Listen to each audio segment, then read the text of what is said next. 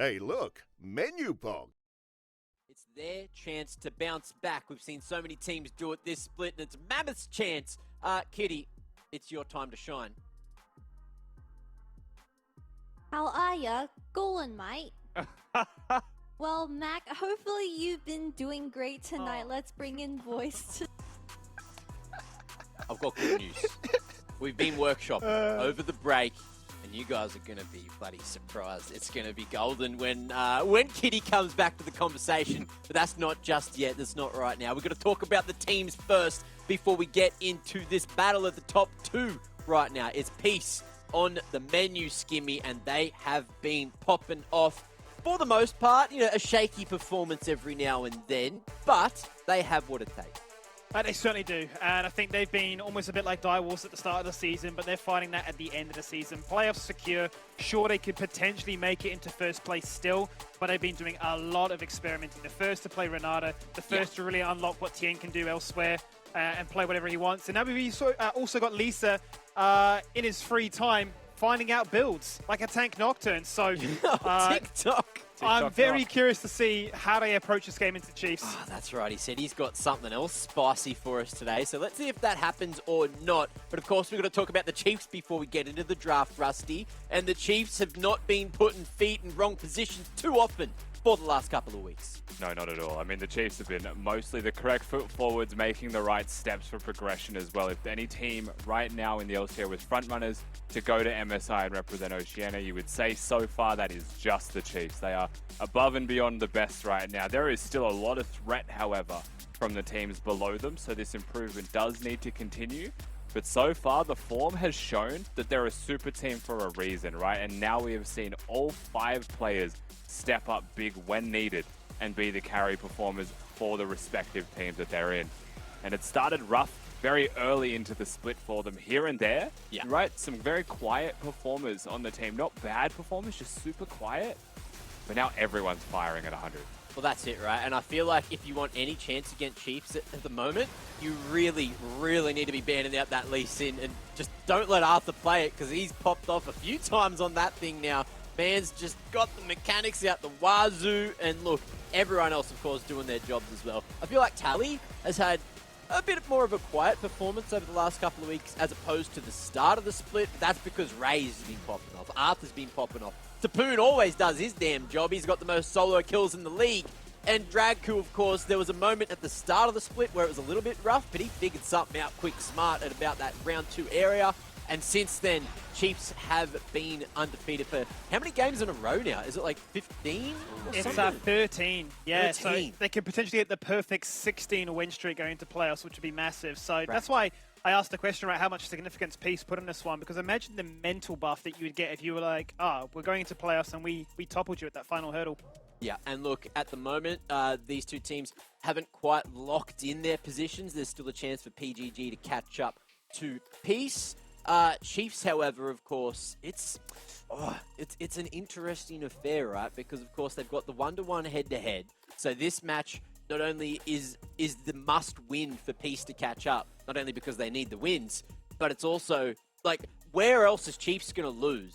Road to first place for Chiefs is Peace, then PGG, then Direwolves. So, look, this is arguably the hardest of them, although, PGG just popped off. And then Peace's road to the playoffs as well is Chiefs, Gravitas, and then Kanga. So Peace arguably have an easier run. So if they win this, there's a chance that they catch up here, Rusty. Yeah, there's a real chance that they catch just because their next 2 games should be freebies for the side of Peace in reality, right? Where Chiefs have 3 harder games back to back to back. Direwolves have looked fantastic recently as well in their own form that they're starting to find, and they will always put up a fighter's chance. So Chiefs don't get to rest easy if they want to hold first place and Peace win today.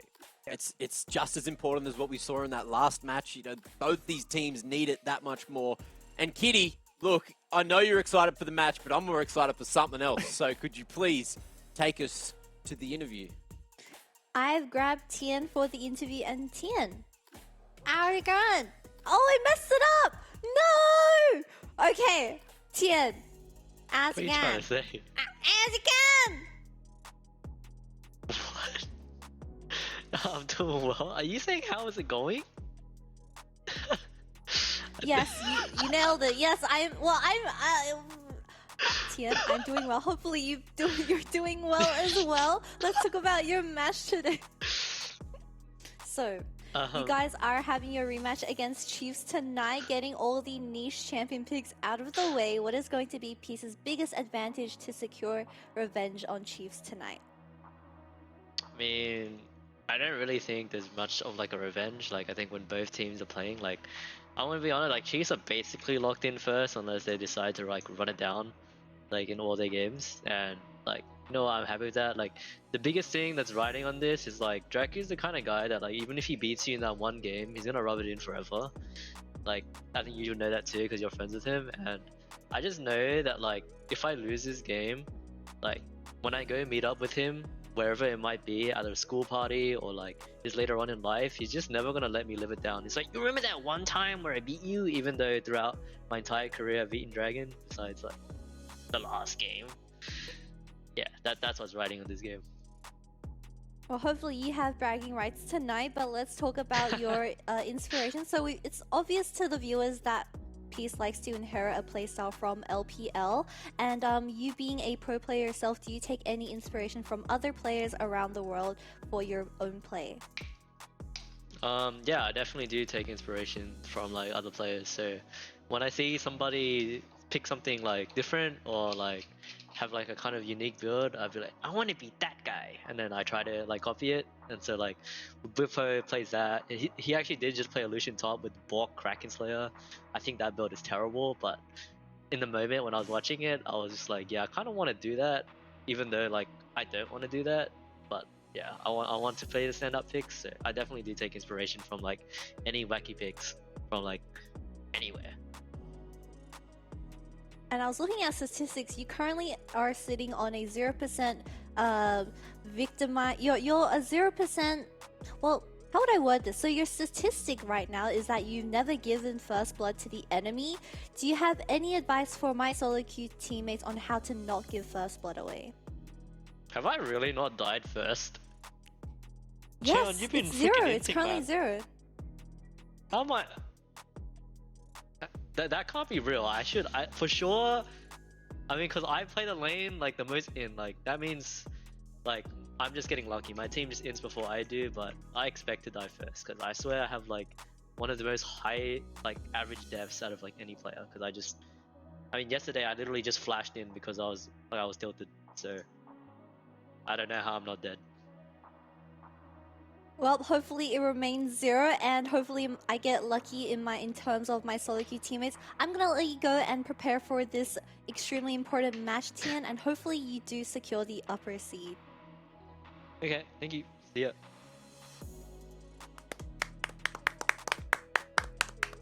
That was really good, Kitty. That was perfect. Yeah, that was Thank actually you. really good. I'm a proud bloody Thank you. bogan right now. I'm so happy. And the fact that you absolutely blew Tien's one out of the park when he's like, are you saying, how's it going? Man, he could have done so much better than that. Tien, Yeah. you're next on my list to fix your speaking. All right? Now, look, their fan vote time. You guys get your Twitch points in. Of course, you're doing my prediction for me because I'm lazy. I don't know anything. And you better believe that I just love Dare. So I said, look, you guys, you take the bloody reins. Let's see where this goes. And look, so far, so good. Yesterday, oh, little iffy. Judging you. But that's my job, just sort of to judge you guys. But you judge me all the time because you look here, you're like, oh, this dude's got a gross moustache. And, oh, this dude's got a great moustache. And I don't know who to bloody listen to anymore. So at least these guys, they predicted. Tell me who's winning today. And, oh, Kitty. Comeback mechanic activated. Okay, finally, a bit of a split. Kitty, talk to me. I just have to support the boys, you know. I'm friends with basically everyone on Peace, you know. Sorry, Dracu, that I betrayed you, but, you know, I'm looking at our friendship and I do have more friends on Peace, so I'm gonna just go with Bias and go with Peace tonight.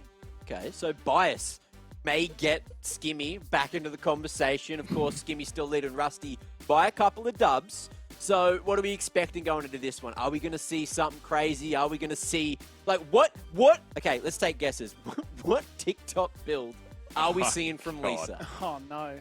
Or was it all a ruse? I reckon. So the thing is, like, In my head, my first thought was, there's no way he does a TikTok build. That's so, like, that's not try hard. But the team that he did it against was literally Order, so he'll do it against anyone. I reckon Echo. That's and he my was pick. so chill in that interview at as well least Echo. afterwards, where he's like, yeah, I saw it on Blue TikTok. build Echo. I'm Blue build vibing. Echo? I'm vibing. I don't know. Like AD Echo as well? Yeah, I just like a Frostfire into, yeah, why not? Sure. Why not? Why not? All right, Skimmy, take a stab. What are we seeing? What are we seeing? Tank Kha'Zix. I would love some Kha'Zix. Draku, I know he loves it. He's hovered it multiple times. He's not going to play as support, but if only. Savannah Flex? Ooh, Shyvana. Love a bit more of that. We got to see it the other day. That was interesting. Kitty, any stabs? You know, now that Rusty's mentioned it, I do believe Lisa plays a bit of Shyvana in the jungle, so it could be a flex going into tonight's game. I will be excited if Lisa does decide to go Shyvana, because who knows what it's going to be, an AP Shyvana? Maybe, we don't know. I hope so. AD? We saw, what was it, tank? It was like top Tanks, lane, yeah. so it was just like Bruiser, full yeah. tank. AP. Yeah. I remember like asking people, you know, is it viable to build that? And everyone's like, nah, just AP. Everyone does AP. But we saw it in the LCO, so it must be better than the meta. That's all I'm saying. Look, Champ Select is ready. Ladies and gentlemen, game number 3, the one you've been waiting for. Let's get in. It is the one you've been waiting for, and it's back-to-back after the game we saw, which decided third place. This could be the one that decides we're first place. in. We are well accelerated into this one. No time to talk about things in terms of bans, because we're looking at another Nocturne again.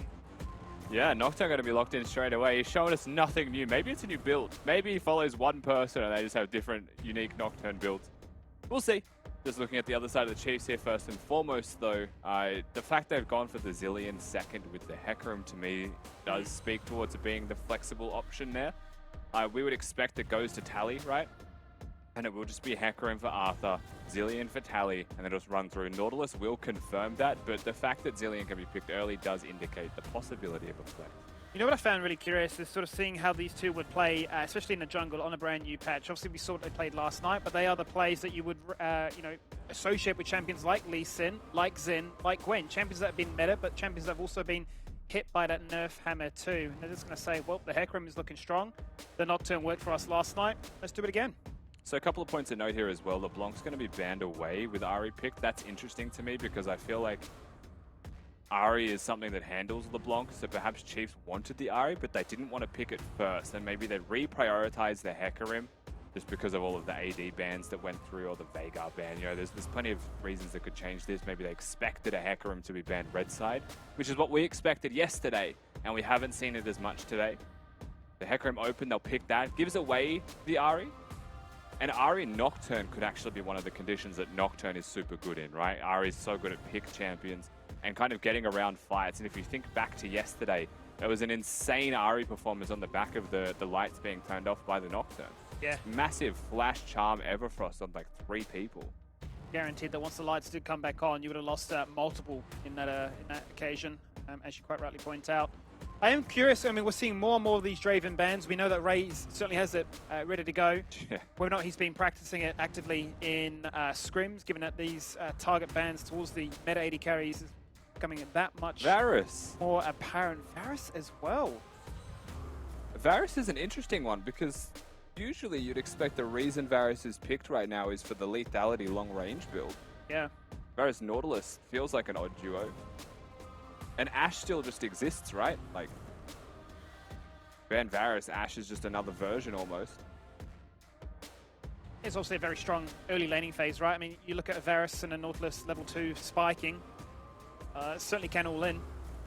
Tristana still exists. Yeah. Trist Nautilus is a lane that could work, but that's into a Leona and a non-known AD. This is one of those situations where you ban 2 ADs. Either you have an AD that is just the best right now, right? Like the Kai'Sa could be your option, where nothing is going to counter it from this point, or you 5th pick AD to counter. You can see Ray's hovering ADs. He's like literally, bruh. Like, yeah. What do you want me to play now? Why did you ban Varus? Like, look. But that becomes the question, right? What does he play into it? Does he just play long range? Yeah, I mean, I was cycling for options. Tristana obviously springs to mind, but you just go down the avenue of thinking, do I play a Cold more? Do I play a Lucian to try and be aggressive? Lucian would have felt a lot more risky, but I like the Tristana pick here. Yeah, I'm a big fan of the Trist pick. Leona Kai'Sa is obviously very in your face. It's a fairly low range combo. If that Nautilus was something like an Alistar, you'd expect all-ins on site, off cooldown. Nautilus is a little bit more finesse, depending on runes. But it's very aggressive, right? And now the Gnar goes with the comp for the side of the Chiefs. And I mean, it's very obvious to say at this point, Skimmy, but we know what to get from the Chiefs. You know what to expect. We like what they've picked. It's just a good draft. Yeah. The only concern is potentially a lack of magic damage on their squad. But depends on how Tally goes in lane, how he builds, and what it looks like. So it does. And it begs the question, how do Peace really look to try and counter it? We have seen Tien be quite vocal about playing more and more of this Camille, and he's going to find it once again. Going to go into the Gnar matchup, so we get to see how explosive that one could be, if there is going to be any solo kill action up there, or if we will default to pushing and promoting ourselves elsewhere on the map. Quite excited to see how Peace can make things work here with this comp, because it looked so strong last night, and it gave them that strong early game tempo to buy time to scale elsewhere. Tien's Camille is also something that just stands out to me as like a huge deal. Last time we saw him pick this, I think it was against Order. He had a pop-off game. Camille is also a champion that we're starting to see more around the rest of the world than we are in the LCO, but we're seeing a lot of it around the rest of the world. I think it was like something around 17 picks this week, you know, just from every major region. It can do a lot of work into a Gnar, right? You have outplay potential there in your 1v1. You can get through the mini-form Gnar poke early just by having your W, using the sweep. And then you've got a crazy amount of all-in threat while he's mini also. So there's a lot of windows and a lot of periods of time where you're just super strong. And then you've got a Nocturne to come in, you've got an Ari to come in. The whole composition of Peace, Skimmy, goes one direction. That is forwards and diving. And that is something that I think the Chiefs will happily welcome. We are going to have brawl. We certainly are. It might not be a concert, a boy band like One Direction, but they certainly are going towards finding avenues to excel. I'm excited to see what they can do with this one, right? It has CC, it has setup, it has damage, and it has scaling to highlight as well. It's a well-rounded composition in that regard, but for Chiefs, it's a recipe for success. They played the Zillion last time. It allowed Raze to play quite haphazardly, and I mean, he even mentioned going into that second game when they took on Peace, I want to make Cheon look invisible. And obviously having the backup of a Nautilus as well as the Zillion ult allows you to be so hyper-aggressive in that regard. We're loading in now for the third game of the night, a battle for first place with only 3 games remaining for both of these teams. It really is do or die now here for Peace if they want to make that run. As for Chiefs, 13 wins in a row. What an incredible feat that is. Well, let's check in with the coaching staff, and welcome back fan favorite Draft Lord, also known in some parts of the world as Midlord. Midlord, how are you, first of all? I have to ask, you know, this is one of those games, a fierce rivalry between you and Chiefs. You've had a lot of epic battles with them. How important would a win here tonight be? I think the win or lose doesn't affect that much. Just play a happy game. Not too concerned about, you know, claiming first for the buy round or getting a mental edge by beating their win streak? Minions have spawned. I think that's not a big deal. Just play a happy game is the important thing. Yeah, sure. And talk to me about this Nocturne. We've seen now a second game here from Lisa. Is this just a pick that he's just having a lot of fun with now? After last night, there's a lot of trust behind it? Yeah, it's so good for team fight. Yeah, I've seen it before. I'm very excited to see what kind of build he goes this time, whether or not will be the TikTok Nocturne. But I appreciate your time as always, Midlord. Wish you boys the best of luck on this game. Thank you. Okay, we get into this one very early. Short and sweet are the interviews with Mr. Midlord. Not a lot of words to be said, but every word meaningful, Skibby. That's the important part. It is. Looking at what's going to happen in bottom lane and junglers and how this all starts to really meld together. Raze with the E start, also leveled E almost immediately from the first second. Some Tristaners like to hold off on that one just to keep the lane in a more neutral state, and then you level it up as you need. Especially with Halo Blades, right? The second you go to auto a champion, you tend to want to have the E level. But just wants to push in, wants to force level 2 advantage, means they're not going to go crazy with it potentially. They're more focused on pushing and pressuring. Nice hook though. Here we go, hook is on, isn't it? Draken looking for the pain and delivering that much. Chain is forced to flash away. That's back to base he goes. Yeah, that's just a nice hook from Dragku. I mean, it goes without saying at this point, it seems like the name Dragku is synonymous with hitting hooks on Nautilus. And they're able to actually get a trade while the wave is in a very awkward position for that. Like, it's very delicate positionally, but they make it work. Place we have to look at as well, just before anything else can happen, bot lane is the way jungle has started. You've got the full clear from Hecarim from red to top side to blue, where Nocturne's doing the opposite, right? They're doing the exact same camp clear, but they're going to be on opposite sides of the map. So Nocturne can get active, sees the ward though. It might be diffused completely. Similar thing to be said about the Nocturne. Rather about the Hecarim. Could be active on the top side of the map, but Nara is pushing. Mid's just chilling. Not a lot to do. Be chilling for much longer though. Draku's on a roam. Hasn't been spotted by any vision at all. He's lined up, ready for that hook. It's... Oh! How is that not connected? Appy has just gotten away with one. Well, Draku says the enemy Nautilus hits that one. We hype him up, he misses the next hook, Skibby. One thing there as well, it's a very small detail, but he chooses to leave the bush to try and throw a more predictable hook. It means that Appy had opportunity to juke it, right, with intent to juke. He could have potentially just thrown it from the bush, but it's less predictable to know where Appy will walk. So that if it hits, the positioning would have been closer towards Talius, would have been a better hook, but there's a higher degree of risk and skill involved where that could miss. So I like the idea of walking out of the bush to have it crack. Good point. Certainly can't predict them when they're frantically playing DDR in lane. Yeah.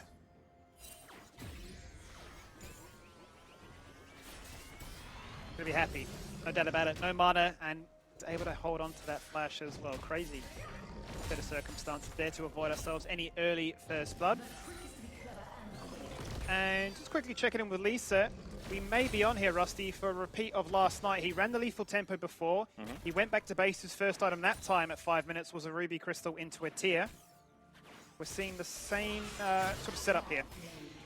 Yeah, I mean, all of the stage is definitely set for the exact same build. The fact that he has gone back for this itemization choice is clear that he's not going straight into like a stride breaker type of spec. He would have had enough money for it anyway, so, or at least a pickaxe. He can go straight for the Iron Spike Whip. So yeah, we're going to have the same tank Nocturne.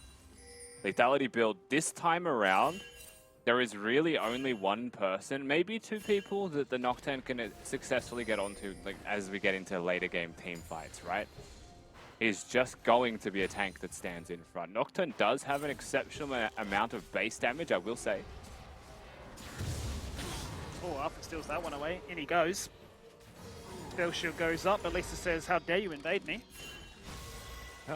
Lisa's a level up on him.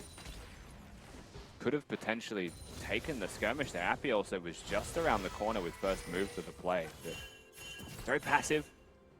Just chooses to use the smite on the camp.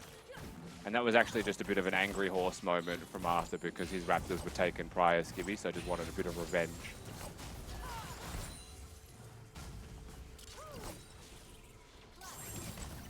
26% of you believe that this is Chiefs favored.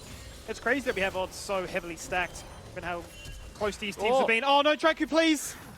Hits the hook, there's the passive, and punish the fact that those recalls are just not synchronized. Raze is really buying time with this one, really drawing it out, but that is first blood. Yeah, Raze actually waits for the ignite to fall off from Draku. He wants absolutely no chance that his support is going to take that kill from him when he flashed to commit for the kill. That is his. They will get first blood, and bot lane was only really going equal in farm after such a good hook level 2. Draku used that to roam mid, so that's really important. That actually swings bot back heavily to their favor. Just another moment of madness, really, from Draku's Nautilus, isn't it? Just finds ways, even if he's the only one standing, to at least get a kill back. Thread the needle, find the moment, and put himself and the team such a strong point of contention. You'd love to see Raze get an early kill like that. So I want to be really working. super clear here as well. This is a fairly fundamental point that a lot of the lower rated teams in the LCO don't do. We are, what, 7 minutes into this game? Look how active Draku has been. Yeah. Doesn't just hit a hook bottom. He walks mid-level 2. He resets after the kill. And then walks back to mid to clear with Sweeper. This is something that I don't think I see very often, if at all, from, you know, maybe 2, maybe 3 of our bottom teams.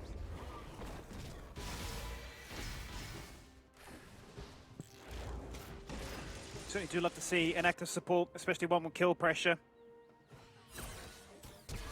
As we look for some kill pressure topside now, Peace making their first move of the game. Hook shot misses!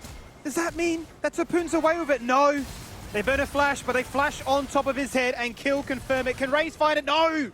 A disengage away from Cheon. Very lucky, but he's timed that one beautifully. And they make that work really nicely. Flash advantage. Arthur, though, has ghosted in. He's just going to ult this one. It would look like it. Easy double kill, no doubt about it. You'd have to see it. Arthur going in for it. Beats a little bit tanky with that shield up and active. Yes, with the tower fully ramped up. One more shot, lights out. Yeah, Arthur taking one shot too many there, but it's a nice cross map, right, of necessity. Hook's just going to miss that. Is potentially a bait if Beats falls for it, but he won't. Drake also hitting 6 would deter any kind of attempts there. Peace on the top side of the map, though. You saw the attempt to go forwards. This is Raze jumping in. I think the second he sees Nocturne top lane, he feels confident that he can take the play, but he actually Tristana jumped into the face of a Leona.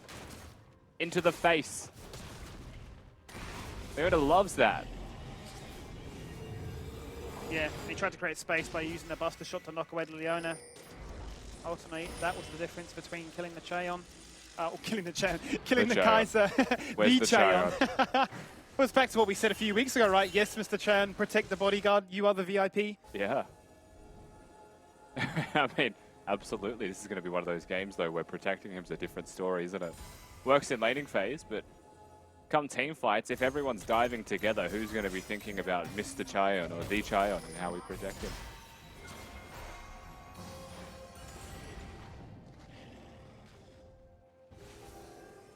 There we go. Been quite quiet in mid lane. Appy has got himself a nice little lead.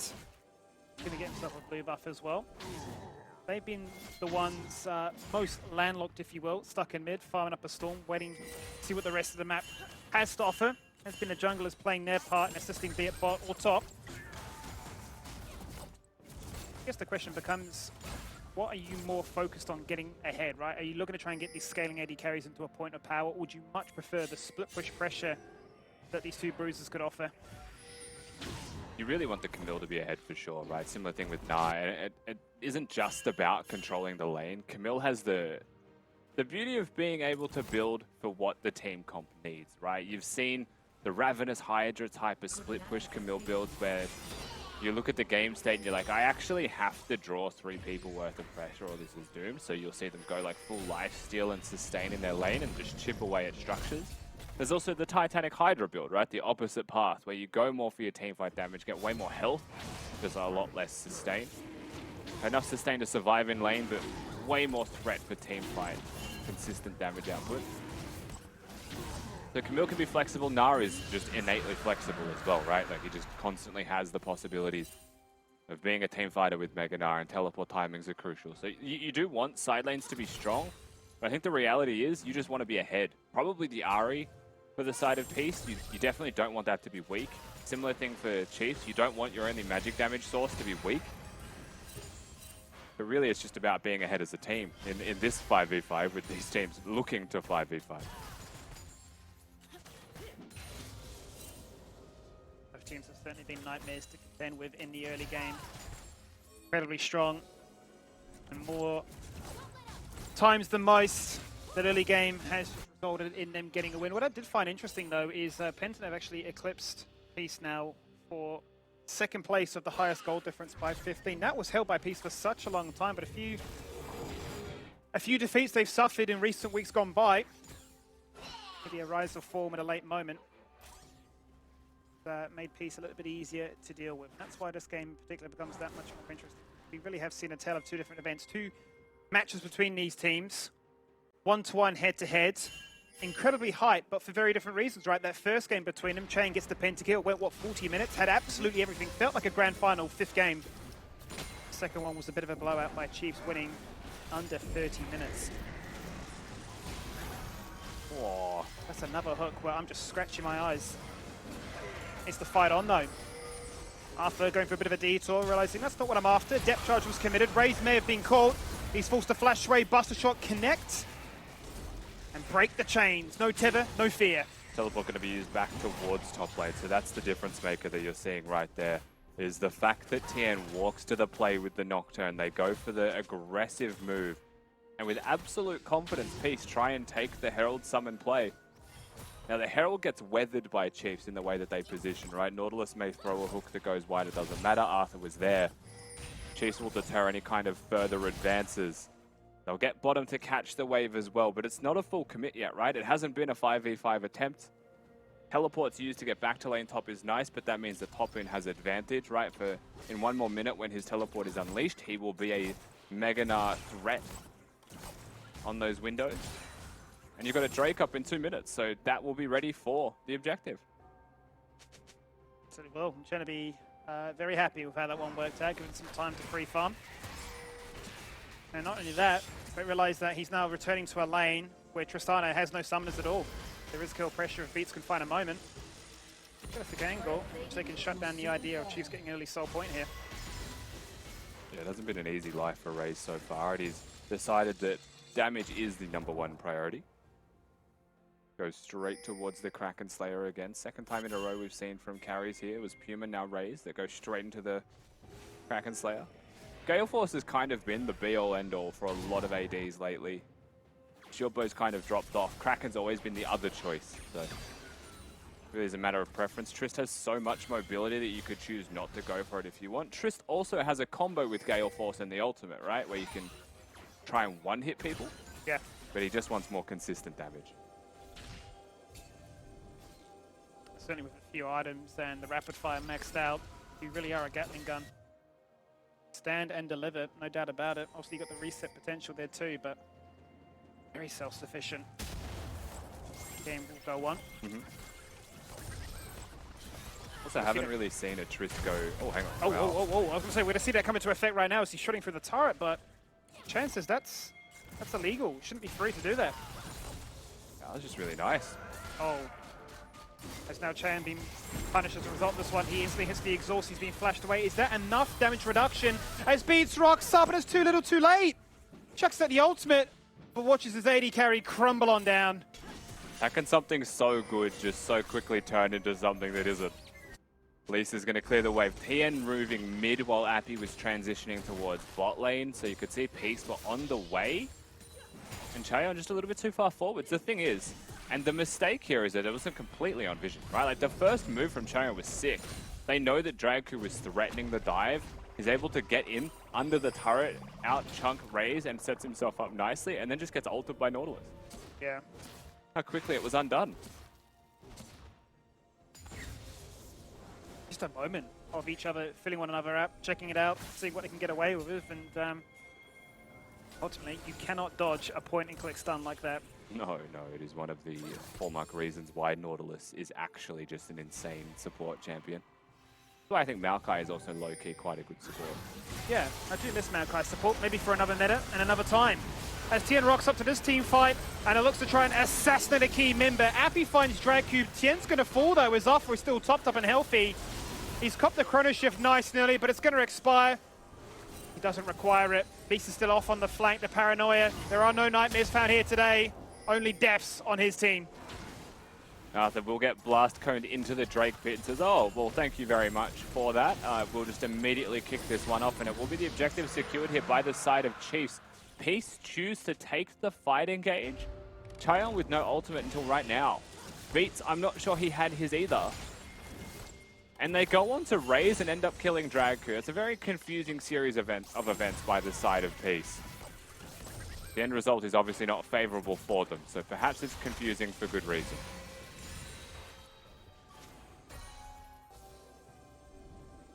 Let's watch it back again, because they've got obviously a lot of single target damage, isolation onto a key member, but... Yeah, but no Kai'Sa ult, no Leona ult as the fight starts. Everfrost is used on just the Nautilus. You can see the W was buffered actually from Tien's hookshot stunned by Raze.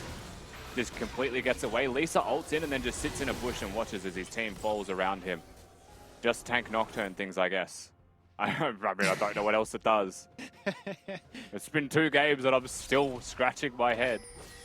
Well, that was the conversation we had, right? Wouldn't you wish it was something else? We're thinking, what could it be? Perhaps a Jarvan, perhaps a Sejuani, just anything. Perhaps a Stridebreaker. Yeah, yeah. If we want to keep the same champion. Nocturne's got insane utility with the ult, right? If you can make Nocturne work, It's actually gross. I think the trading pattern breakout here is the Prince going to go into it. He's going to try and buff it. But it's just not going to be enough. The Hextech ultimatum was good in idea, good in theory, but the Prince's just too strong. Tien, another check mark off the list. That's 25 solo kills for Topoon now. Getting closer to #1 in the world. He can't be stopped. He actually cannot be stopped. They get a solo kill bottom. They'll break the first turret of the game top lane.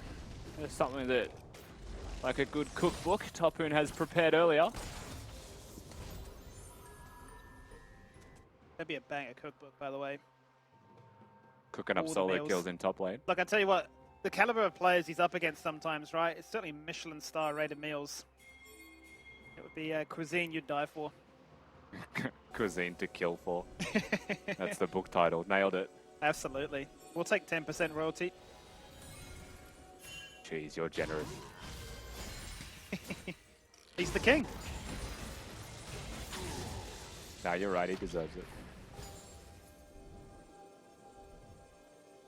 2.5 minutes then into this next Drake, and Chiefs are quite happy with the way things play out so far. Yes, it is a Cloud Soul, lots of mobility, lots of cooldown reduction on some very important ultimates at just that, bear in mind. I'm sure Zillion, or Tally rather, will be licking his lips at that as an opportunity. I think we've run into a really big issue here, though, for the side of Peace. Leona is really having a crack at forcing something here. Oh, Twin says, what are you doing? He has no flash, but he just knocks him into the wall. Beaches his dead before the fight can even really kick off. The lights go out. Appy jumps in. They try and snipe at a key target. Draco disengages away, but Appy then jumps in with Spirit Rush. And kill confirmed. Snipes it away. He raises the live. He's burning. He's jumped in to proc that Chrono Shift, and it is over. So successful. Look at the confidence, the cohesion, and the communication on the side of Chiefs. The Chiefs are just too good. They just cannot be stopped. They will absolutely tear up Peace in that fight. An absurdly hard force by Beats, I think it's fair to say. No team nearby, no real avenue of entry there. Nocturne Ultimate's going to come in. It's going to be way too late regardless. Camille already out of the fight as well. They're playing towards their Camille. And it keeps failing. Nah just gets a free engage here. Topoon waits for the Aftershock to run out. Just brings him back. Says, where are you going? Nautilus ult goes onto Tien. He's out of the fight as well. And by the time Lisa gets in, they are still just playing the game of kill Dragku and then hope we can get the rest of the team afterwards. Cheon was forced to use his ultimate there. But into a Zillion comp, you're starting to see the cracks into why this doesn't work. You really probably want to get the Camille ahead above all else. And now he's 0-3. Yeah. And what pains me to see in that last play was the fact that as Raze is jumping in on literally 10% to proc the Chrono Shift, Cheon's actually thrown out an exhausted. He was that terrified. That was just an instant revive. I mean, it's a crazy set of circumstances there. The fact that Beats is flashing away, still caught in the range, in the grasp of a Meganar. Feels like a fight that may just sort of plant the blueprint of the trajectory we're really on here.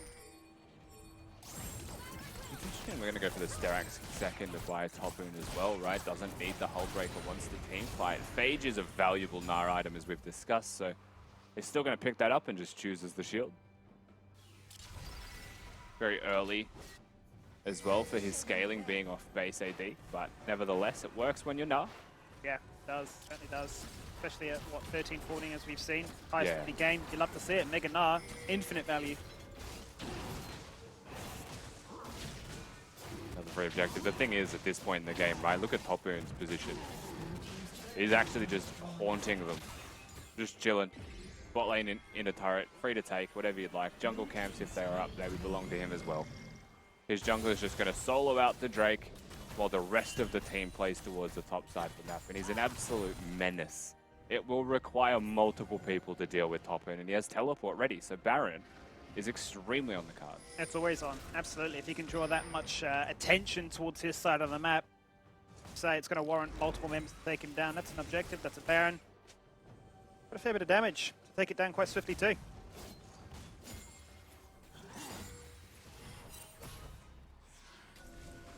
It is going to be the triple evolve, by the way, for Kaiser.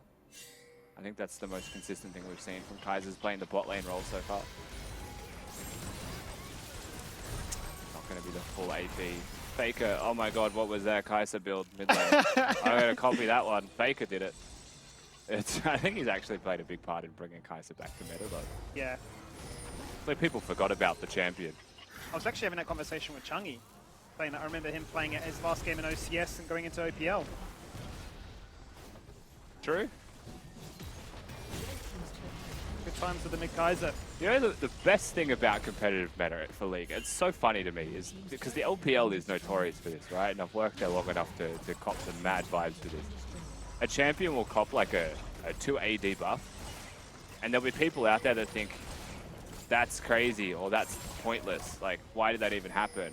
But what actually happens is a lot of pro players will look at the patch notes and think, oh, that's right, Kai'Sa is an AD champion.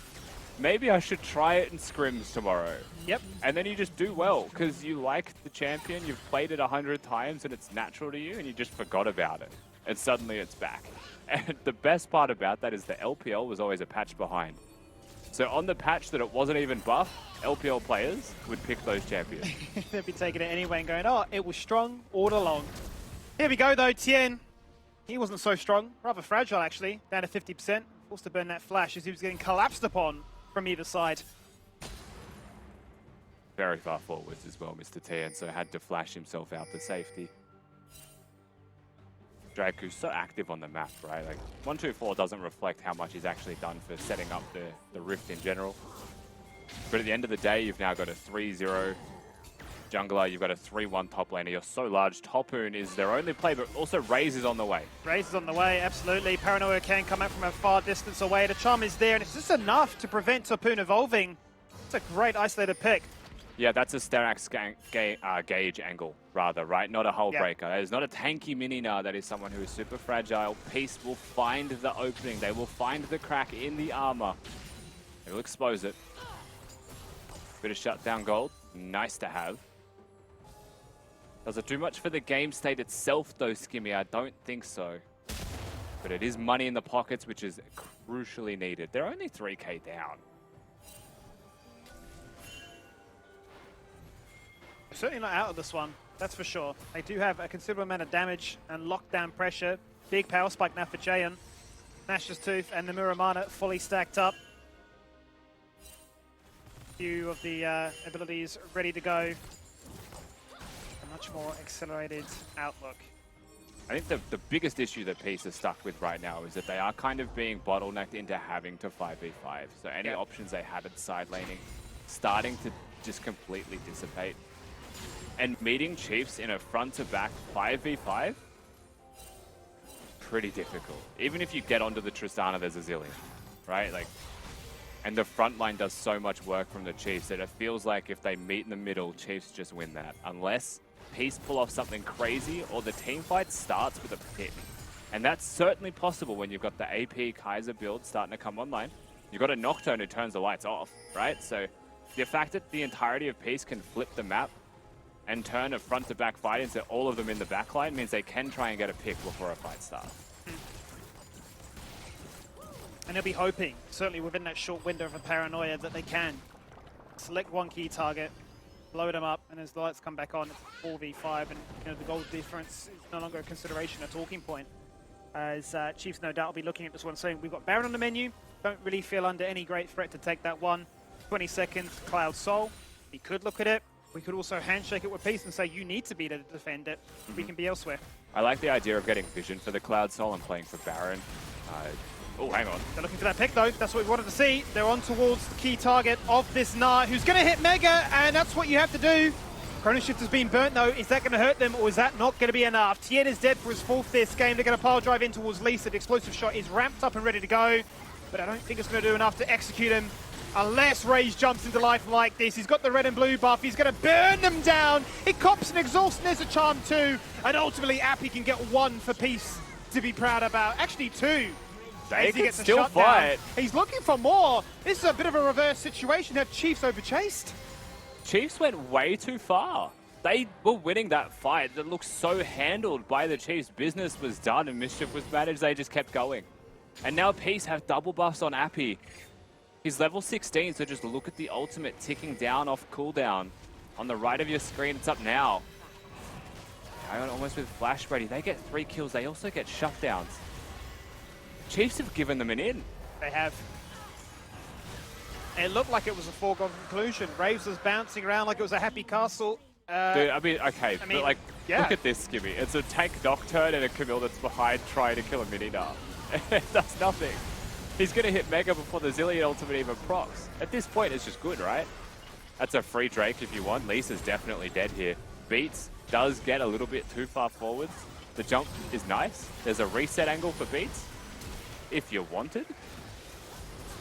But going straight into his face, copying a charm, now the cooldowns are back, that's really tragic because that's just too far from Raze, right? The reset doesn't have to be a max distance W. And then you just keep going forwards. You've not just doubled down, you've literally tripled down on the sinning of Raze. And if you're always shut down, Skibby. Oh, it's disastrous. And if the Drake has a bounty on it, imagine. I have to imagine much more. We have seen that gold lead close a fair bit as a result of that one. And I suppose, you know, the likes of an Ari and a Kaiser, who would have guessed, very adept at doing a lot of damage in close proximity. So certainly welcome the attention that both Raze and Tapoon threw towards them. Maybe just getting a little bit too confident to close things out here nice and early. I mean, if that was a Zillion ultimate available on Raze as he jumps, it's a different game, right? But that was used on Tapoon, who didn't need it. Because it's a tank Nocturne and most people expect Nocturne to deal damage. That's just fact. You mentioned that, hey, if you're not well versed in this one, how is your read as Tally playing this Zillion? The charm goes out, Arthur goes in, and then turns his attention on towards Lisa. Tank Nocturne is dead. Hitting Baron is very difficult if Lisa is alive because you've got Kaiser that can constantly throw out Ws and just pelt them with siege artillery. But now that the jungler is gone, I do think that this is going to be very hard to contest. Up in Mega.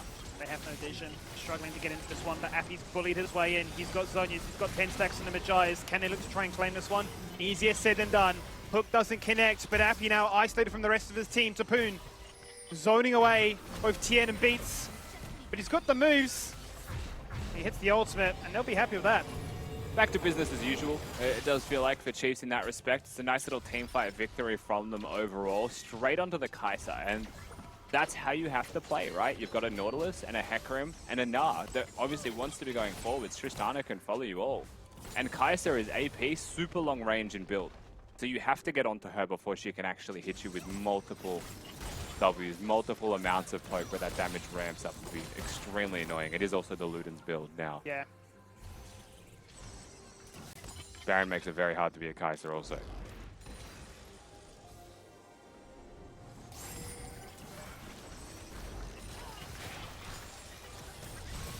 Yeah, that one starts to ramp up. Absurd amount of cooldown reduction as you're seeing. That's coming 2 out every Ws. 2-3 a third seconds. is lethal. Right?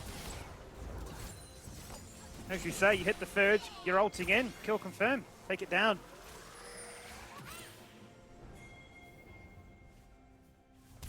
Threatening the Frank flank. Gonna get engaged on it. Aren't they? Tien goes golden for the meantime here in the status switch. A lot of attention thrown towards this one. But they're going to sidestep it out. Extra Golden Maiden is not enough lockdown. They don't have that damage to connect with the CC that was there onto that single target that they're after.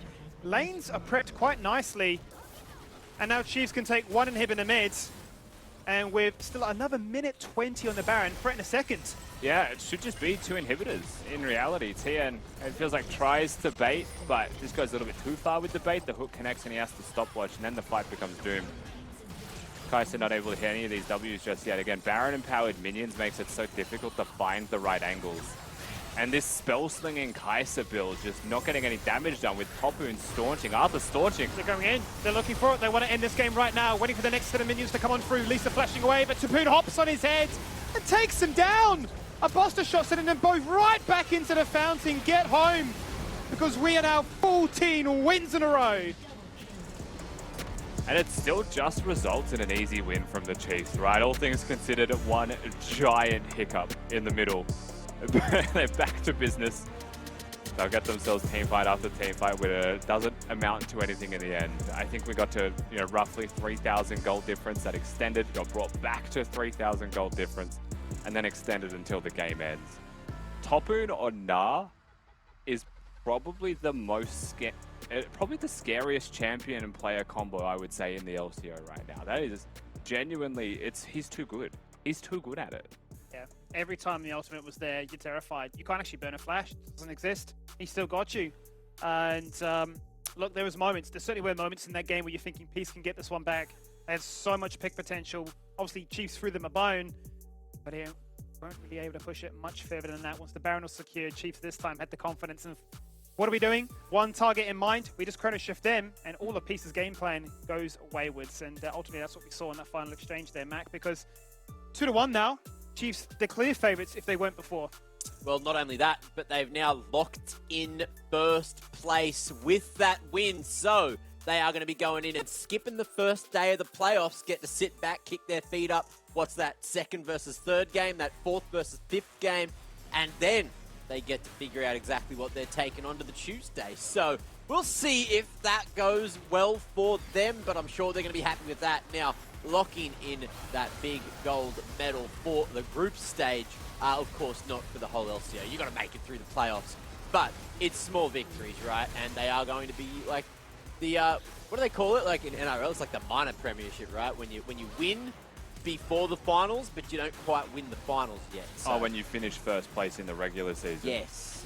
I think it's called the minor premiership. I don't know if that's just an Australian thing, right? Probably. Minor premiers is definitely an Australian, like an AFL term. I am correct, according to some handsome man in production. Okay. So, I'm on the money. Sick. And look, Chiefs, they're on the money as well. You really can't fault what they did today. They knew what they had to do, which was shut down Cheon.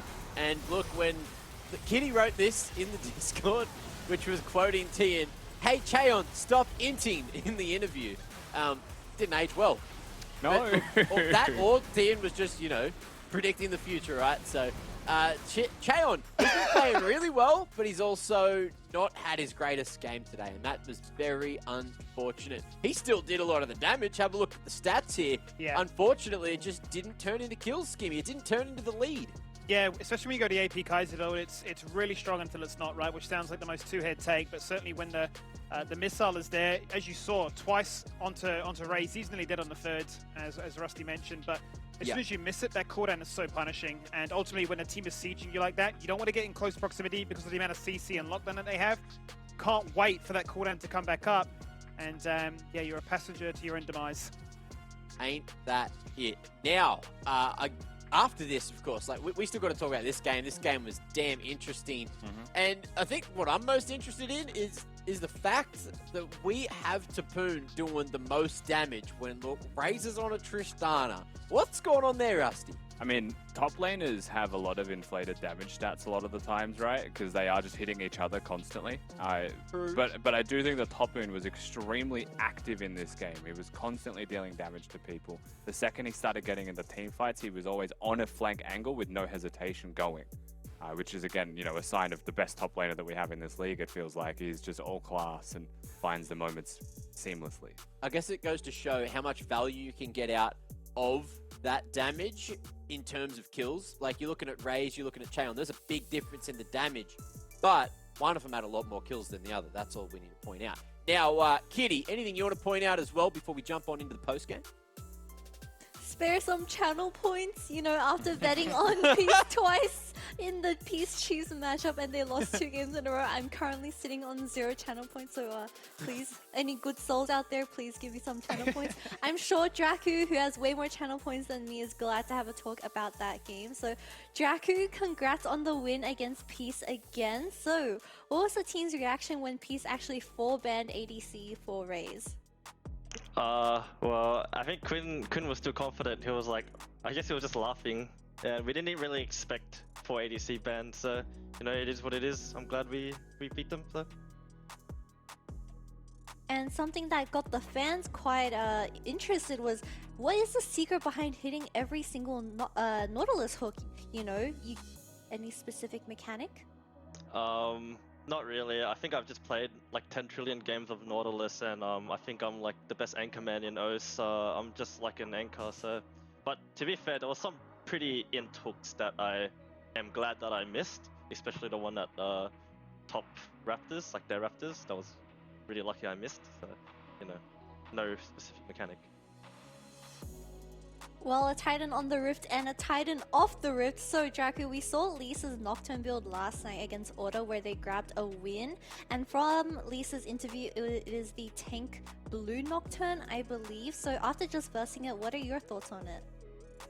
I think it's actually like really terrible. He just runs in, he does 600 burst damage, and then he just fears my ADC. But like, you know, Quinn's not stupid. He's gonna run cleanse, and he's also Tristana. So. And I don't know, the Nocturne just felt like a sack of shit. It was just taking free damage and died, so, you know. That's okay, Draco. Well, congrats on the win once again, and no more swearing for you for the rest of the week. Hopefully you get a good night's rest, and congrats on securing first place. Not first place, but first standings for playoffs. Thank you.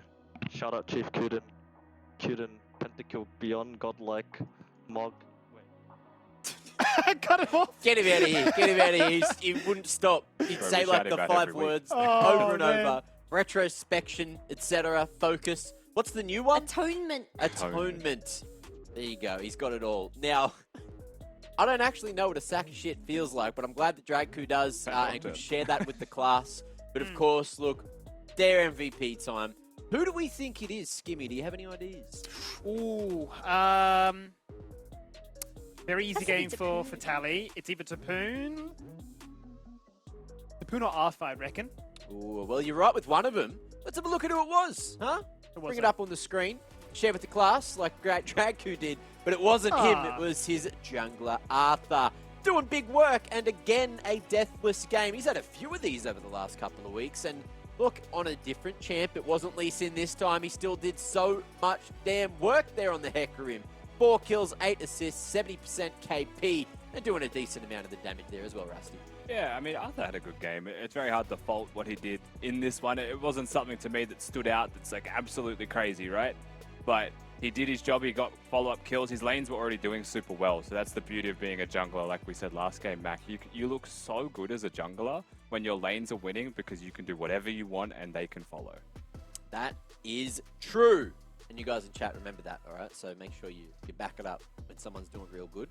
Go and gank the winning lane, etc. Don't gank the losing lane, because that is not going to go well. You lose elo. I know. I lost a lot of it. Just gank the jungler because they tilt. That's what I've learned. That too. Just, you know, get under their skin, and they're going to be the first one to rage quit, because junglers have egos. And I know, because I'm a jungler. Now, look, exclamation mail in the chat to keep up to date with all the good giveaways. You'll get them straight to your email. You'll know how to not miss giveaways, competitions, win yourself, I don't know, some tickets to see Doctor Strange. Maybe that'll be sent straight to your inbox. You can jump on into Twitch chat, exclamation strange in the chat. Don't miss out on those damn exclusive giveaways as well.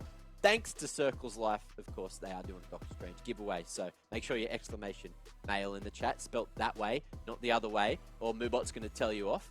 And exclamation strange in the chat as well, so you can go to the 5 exclusive screenings, because you need to go.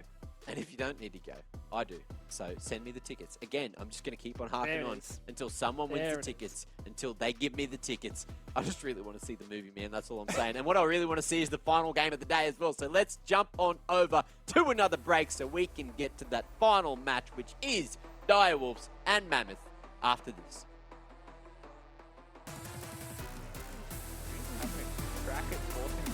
Oh, Quinn says, what are you doing? He has no flash, but he just knocks him into the wall. Beaches his dead before the fight can even really kick off. The lights go out. Appy jumps in. They try and snipe at a key target. Draco disengages away, but Appy then jumps in with Spirit Rush. And kill confirmed. Snipes it away. He raises the live. He's burning. He's jumped in to proc that Chrono Shift, and it is over. So successful. Look at the confidence, the cohesion, and the communication on the side of Chiefs. The Chiefs